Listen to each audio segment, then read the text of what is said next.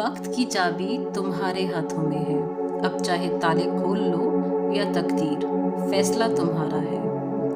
हर सुबह एक नई कहानी लिखने का मौका देती है। ना सोचो कि तुम्हारे पास क्या नहीं है, सोचो कि तुम्हारे अंदर क्या छुपा है। जिंदगी सिर्फ उनके लिए नहीं होती जो हर वक्त जीतते हैं, जिंदगी उनके लिए होती है जो हर हार के बाद फिर खड़े होते हैं।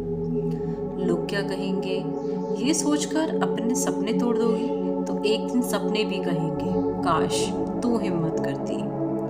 उठो, सपनों को हकीकत में बदलने का वक्त आ गया है। खुद पर भरोसा रखो, चांद तक जाना है तो तारे छूने पड़ेंगे।